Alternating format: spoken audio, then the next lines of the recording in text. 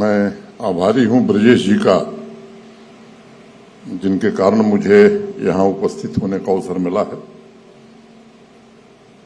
श्री राहुल जोशी जी, सभागार में उपस्थित सभी देवियों, सज्जनों और मित्रों, it is a great pleasure to be here among eminent business families of the country. I congratulate the Network 18 Group and Money Control team. Thank you for the most inventive award ceremony and providing me the opportunity to address this distinguished gathering of business leaders. It is a fitting tribute to traditional business families of the country who have been serving as the backbone of India's prosperity. If I take the liberty of using a metaphor to describe the family-owned businesses in one line, it would be business enterprises with a human face that have maintained pace with the India on the move. और इसलिए पारंपरिक business घरानों में कारोबार से जुड़े तमाम आयामों जैसे ambition, business aspirations, business strategy, business priorities और ग्रोथ स्ट्रेटजी में सबसे टॉप पर मुझे लगता है कि फैमिली वैल्यूज और रिलेशनशिप आता है। और मैं मानता हूं कि जितना समृद्ध इतिहास देश के बिजनेस घरानों का रहा है, उतना ही समृद्ध इतिहास परंपरा, मूल्यों और संबंधों का भी रहा है। 19वीं शताब्दी के राष्ट्र के निर्माण में अपना योगदान दे रही बहुत सी कंपनीज की आधारशिला इसी बात पर रखी गई है कि श्रम और संबंधों के पवित्र जल से जो धन धुला हुआ नहीं होता, वो व्यापार के लिए ठीक नहीं है। श्रम और संबंध की इस भावना को बिजनेस का मूल मंत्र मानकर पारिवारिक बिजनेस घरानों ने देश की इकोनॉमी को नर्चर किया है। मेरे लिए मुश्किल ये है कि मैं कोई एक दो नाम नहीं ले सकता, कम से कम सैकड़ों ऐसी हस्तियां हैं जिन्होंने छोटी शुरुआत से भविष्य के इंटरप्राइज की बुनियाद रखी। उन्हें मैं इंडियन इकोनॉमी का पथ प्रदर्शक या अंग्रेजी में कहूं तो पायनियर कहना चाहूंगा, क्योंकि आर्थिक उदारीकरण के पहले और बाद में यानी दोनों परिस्थितियों में उन्होंने देश के विकास को स्टेबिलिटी और मजबूती प्रदान की है।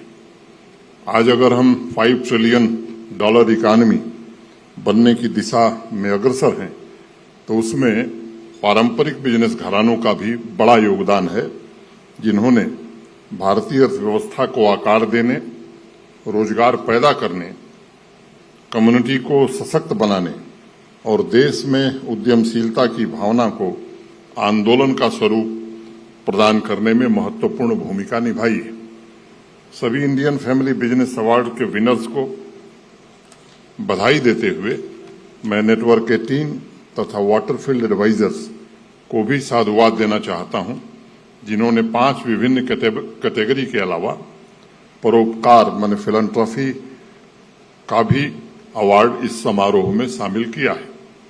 अगर हम फैमिली बिजनेस के इतिहास पर नजर डालते हैं तो देश के अमृतकाल की स्वर्णिम यात्रा को देखें तो जो समान तत्व मिलते हैं वो आपस में संबंधित हैं, जैसे स्थिरता और बेहतर गवर्नेंस।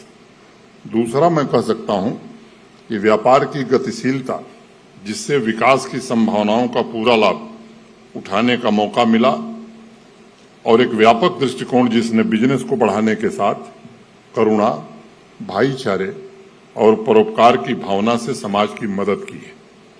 मैं निश्चय ही इस बात को पूरी जिम्मेदारी से कह सकता हूं कि बिजनेस नीतियों के अलावा कहीं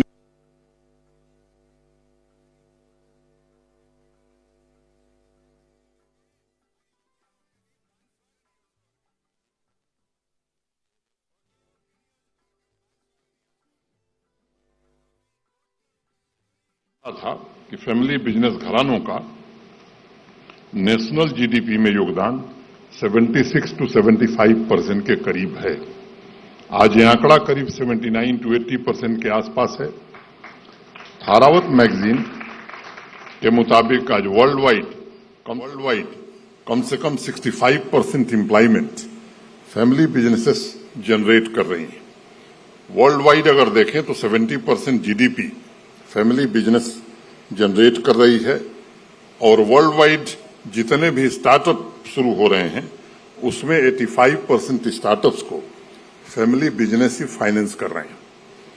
आज 70 से 95 कंपनीज में फैमिली बिजनेस की हिस्सेदारी है। मतलब सैकड़ों साल बीत जाने के बावजूद नई जनरेशन ने न सिर्फ उन मूल्यों को बचा कर रखा है बल्कि समय के साथ नई नीतियां, डाइवर्सिफिकेशन, नॉलेज तकनीक के साथ अपने आप को कॉम्पिटिटिव भी बनाए रखा है। It is this that gives the strength to the family businesses, and there is emerging perception that new penetration with their dynamism will add to the growing economic weight. In many areas of India's business success story, there is a strong family connection.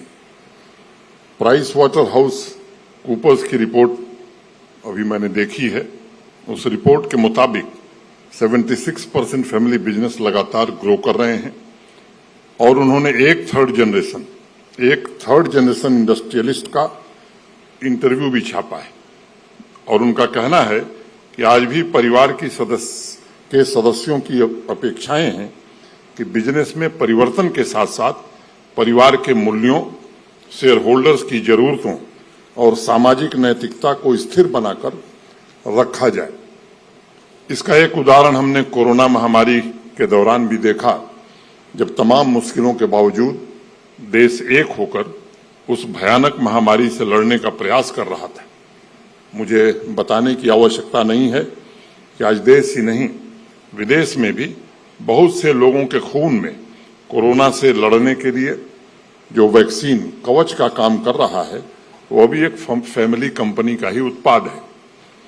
आज जो युवा पीढ़ी है, जो teenagers हैं, उन्हें भी इस बात का एहसास है और शायद इसलिए एडवर्टाइजिंग प्रोफेशनल सालों से इस बात को लेकर परेशान हैं कि साहब बहुत से फैमिली बिजनेस को किसी तरह के विज्ञापन की जरूरत ही नहीं पड़ती।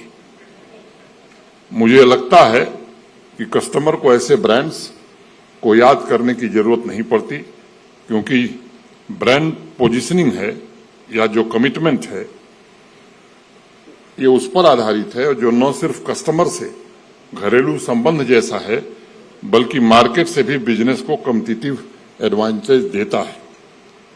मित्रों, इस कॉम्पिटिटिव एडवांटेज के लिए मुझे लगता है कि देश आभारी है भारत के वर्तमान प्रधानमंत्री आदरणीय श्री नरेंद्र मोदी जी का, जिन्होंने 2014 से भारतीय अर्थव्यवस्था के हर क्षेत्र को रिफॉर्म के लिए तेजी से आगे बढ़ाया और एक तरह से मैं कहूं कि जीर्णोद्धार करने का काम किया।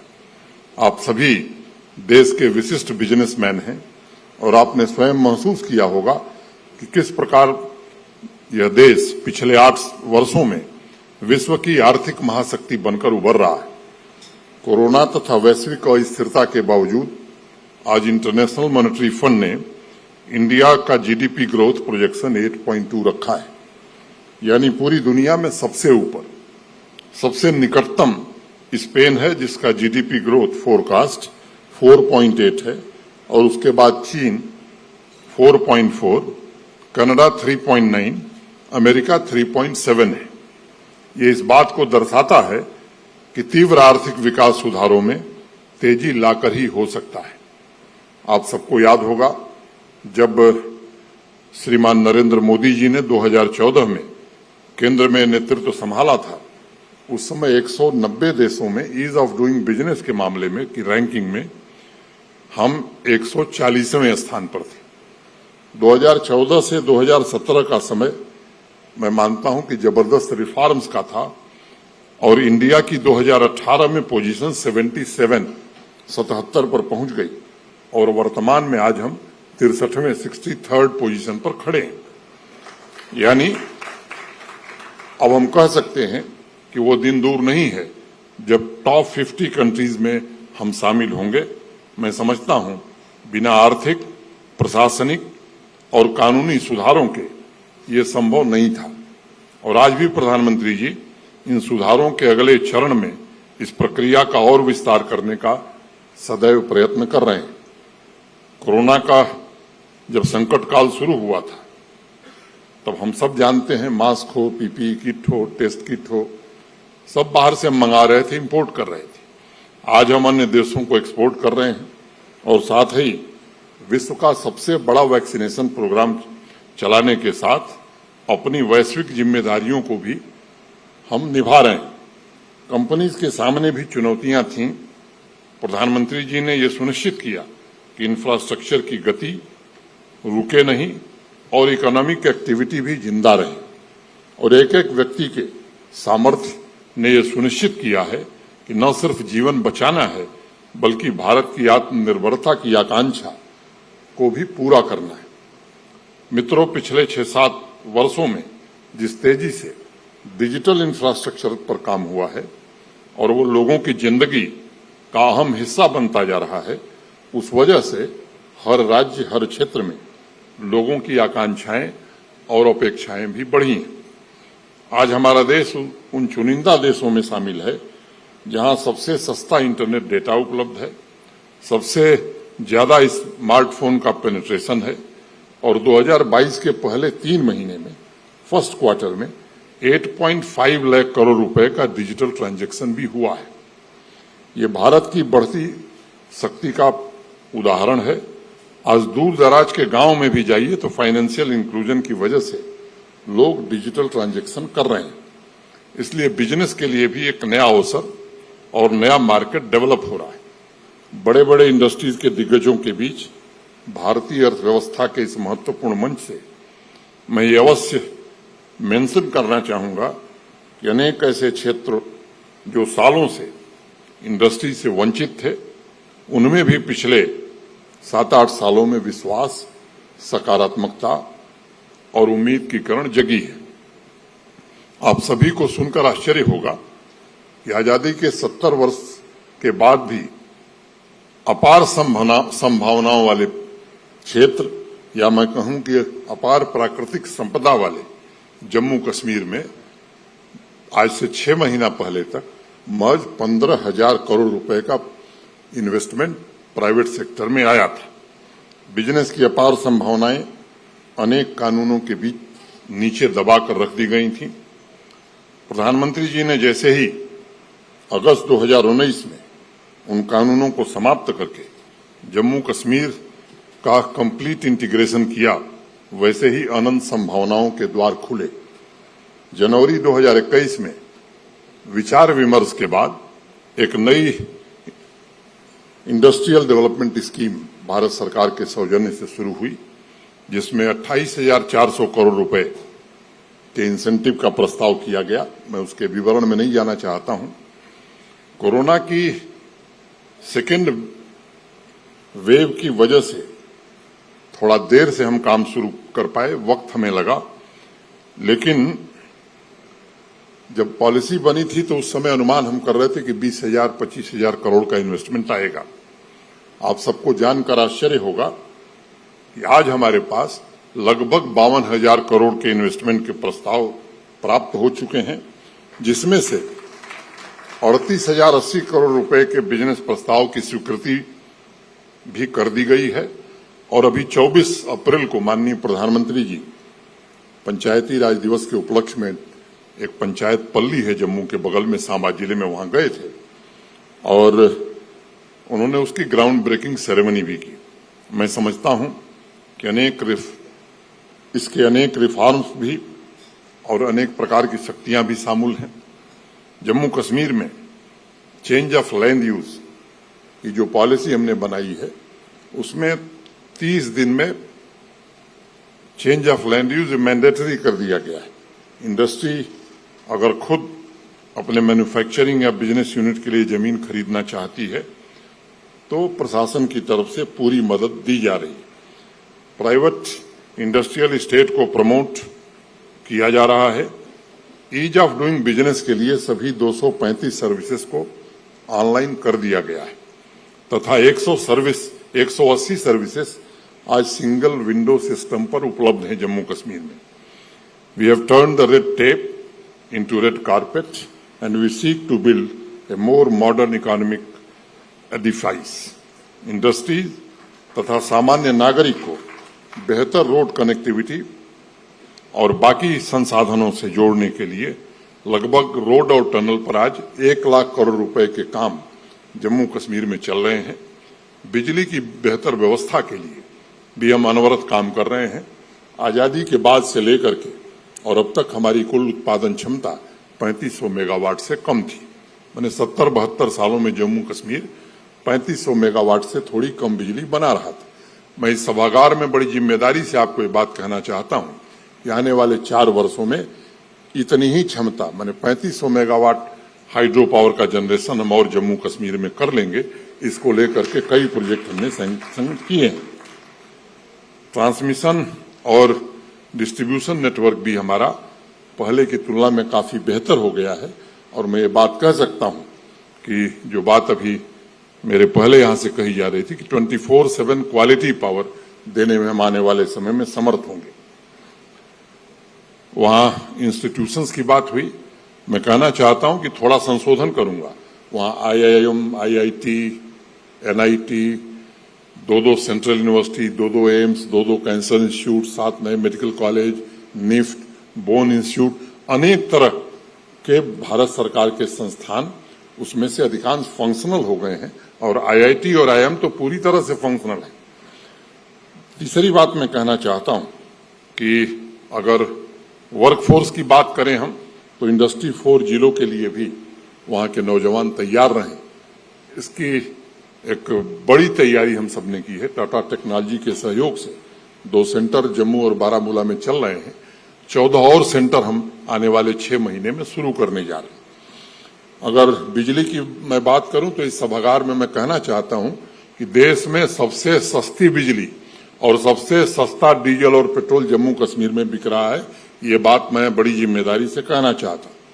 एक दूसरा वातावरण रहता है, साहब क्या होगा जम्मू में, कश्मीर में, तो तीसरी बात मैं कहना चाहता हूं और वो गृह मंत्रालय और संसद के उपलब्ध आंकड़े के आधार पर कि बाकी राज्यों की तुलना में क्राइम रेट भी जम्मू कश्मीर में सबसे कम है। तो ये फिगर भी आपके लिए मैं समझता हूं कि महत्वपूर्ण होगी। दुबई एक्सपो में जनवरी में मुझे जाने का अवसर मिला था। ये सच है कि 2015 में पहली बार भारत के किसी प्रधानमंत्री ने 3 वर्षों में कई यात्राएं की और भारत और UAE के संबंध बड़े मजबूत हुए हैं। मैं आपको बताना चाहता हूं कि अभी MR ग्रुप श्रीनगर में 5 लाख स्क्वायर फुट का एक मॉल, उसको जमीन दे दी गई है। वो निर्माण का काम प्रारंभ करने जा रहे हैं। 2 IT टावर, एक श्रीनगर में, एक जम्मू में, वो जमीन भी उन्हें दे दी गई है। लुल्लू हो, DP वर्ल्ड अभी जम्मू के पास इनलैंड कंटेनर डिपो बनाने का काम शुरू कर रहा है। एक बड़ा डेलीगेशन अभी आनंद वहां जिक्र कर रहे थे, 30 से ज्यादा सदस्य आए थे और मुझे लगता है कि काफी रुचि है जम्मू कश्मीर में इन लोगों को इन्वेस्टमेंट करने में। अभी एक UAE का बिजनेस डेलीगेशन प्रधानमंत्री जी से भी 24 को मिला है और एक नए प्रकार का आत्मविश्वास और नई ऊर्जा वहां निश्चित रूप से दिखाई पड़ रही है। और मुझे लगता है कि देश के किसी हिस्से में UAE या मैं कहूं कि अरब देशों की रुचि जितनी जम्मू कश्मीर में है, शायद देश के दूसरे हिस्सों में इतनी नहीं है। और मैं आज इस मंच से आप सभी को निमंत्रण देने आया हूं। पुरस्कार वितरण तो होगा ही कि आप आइए। मैं आपको भरोसा देता हूं कि देश के किसी हिस्से में जो सुविधाएं हैं उससे बेहतर सुविधा जम्मू कश्मीर में आप बिजनेस करिए, इंडस्ट्री लगाइए, हम आपको देंगे। जम्मू कश्मीर की प्राचीन सांस्कृतिक धरोहर और आपके फैमिली बिजनेस के प्राचीन मूल्यों के बीच एक नया तारतम्य बैठाने का प्रयास हम करेंगे। मित्रों, कोरोना से कॉरपोरेट वर्ल्ड को मानवता और संबंधों की महत्ता पर फिर से याद दिलाई है। मुझे विश्वास है कि आप जिस परंपरा को, जिन मूल्यों को अपने बिजनेस का अभिन्न अंग बनाकर चल रहे हैं, उससे भारत की आर्थिक और नैतिक प्रतिष्ठा और मजबूत होगी। 2-3 बातें और कह करके मैं अपनी बात खत्म करूंगा। वो मुझे लगता है कि आवश्यक है। कुछ मित्र कनेक्टिविटी की बात कर रहे थे, तो श्रीनगर में 110 फ्लाइट रोज ऑपरेट हो रही। अभी 8 महीना पहले तक जम्मू में 30% ऑफटेक था, अब वो सारे प्रतिबंध हट गए और जनवरी से मार्च 5119 फ्लाइट्स ऑपरेट हुई हैं 21 में जम्मू में, और 2022 का आंकड़ा मेरे पास है 6223 फ्लाइट ऑपरेट हुई। अगर मैं श्रीनगर की बात करूं तो 2021 में जनवरी फरवरी महीने में 2988 फ्लाइट्स ऑपरेट हुई थी, और जनवरी फरवरी 2022 में 3823 फ्लाइट्स ऑपरेट हुई हैं। बीच में 5 दिन वहां कुछ काम चल रहा था, इसके कारण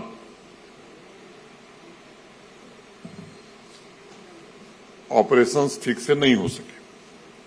अभी आप सबको मालूम है कि वित्तीय वर्ष समाप्त हुआ है।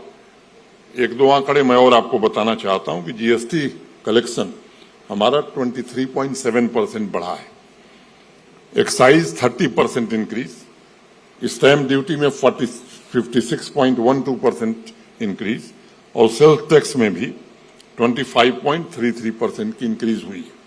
सामान्य रूप से जब मैं गया था अगस्त 8 को 2020, तो देश के विभिन्न हिस्सों से किसी न किसी का फोन आता था कि मैंने कभी जम्मू कश्मीर में काम किया था, मेरा भुगतान नहीं हुआ, पेमेंट ड्यू है। किसी ने 2012 में काम किया, किसी ने 2014 में काम किया। एक वहां रिवायत बनी हुई थी।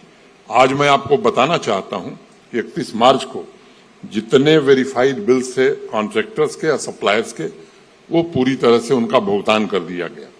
सेंट्रली स्पॉन्सर्ड स्कीम्स जितनी है, हमको बहुत सारा पैसा जम्मू कश्मीर में इसलिए नहीं मिलता था कि जो हमारा स्टेट शेयर है, यूटी शेयर है, वो हम समय से नहीं दे पाते थे।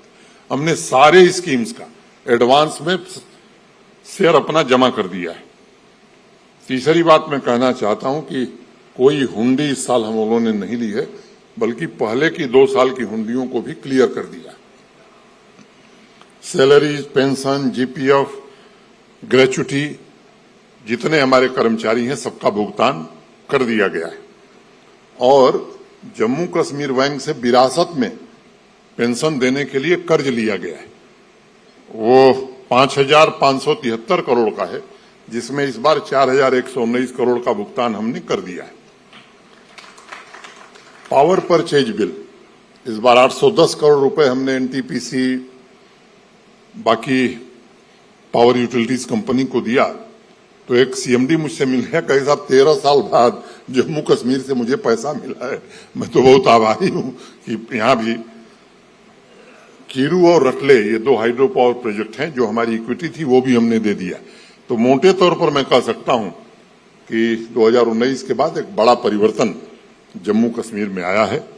और एक अंतिम बात मैं कहना चाहता हूं कि उसके पहले जो नीति थी शासन की, वो पीस बाई करने में विश्वास करते थे, शांति खरीदना चाहते थे। अब एक बड़ा परिवर्तन आया है कि हम शांति खरीदना नहीं चाहते, हम शांति स्थापित करना चाहते हैं, और अस्थायी रूप से शांति स्थापित करना चाहते हैं। एक लक्ष्मण रेखा है, उस लक्ष्मण रेखा के आगे जो भी जाएगा, मुझे लगता है कि भारत का संविधान और भारत के कानून जो अधिकार देते हैं, उसका पूरी तरह से प्रयोग किया जाएगा।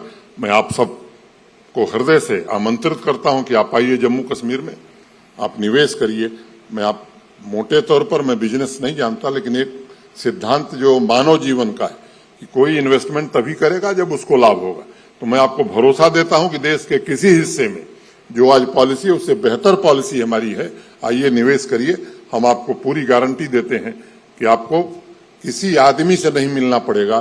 सारी सर्विसेज फेसलेस हैं, पेपरलेस हैं, और आप अप्लाई करेंगे, जितनी भी परमिशन हैं घर बैठे आपको मिल जाएंगी। इतनी ही बात कहता हुआ मैं आयोजकों के प्रति हृदय से आभार व्यक्त करता हूं, और उम्मीद करता हूं कि 30 जून से बाबा अमरनाथ की यात्रा भी शुरू हो रही है। 2 साल नहीं हो सकी थी, इस बार हो रही है, तो इसका भी मैं आमंत्रण देता हूं। आइए, पहले जरूर यात्रा आप में से कुछ लोगों ने की होगी, लेकिन इस बार बदली हुई परिस्थितियों में यात्रा होगी और मैं कह सकता हूं कि आने वाले दिनों में देश भर के श्रद्धालु जो आएंगे उन्हें किसी प्रकार की असुविधा न हो, इसकी पूरी चिंता की जाएगी। बहुत बहुत धन्यवाद।